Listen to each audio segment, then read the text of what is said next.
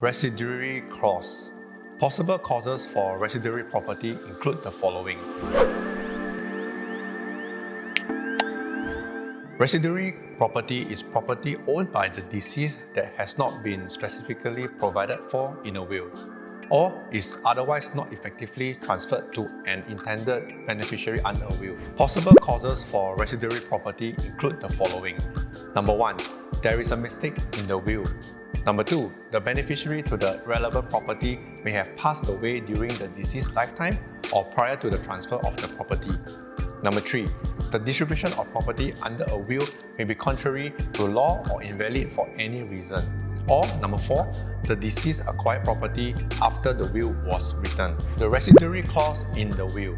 It is common to see a residuary clause that deals with property not specifically mentioned.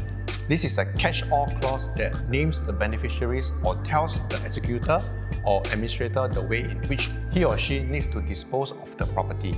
This clause can also be known as a residuary device when it concerns real estate. So what if there's no residuary clause in the will? If there's no residuary clause, then the Interstate Succession Act applies to the residuary property.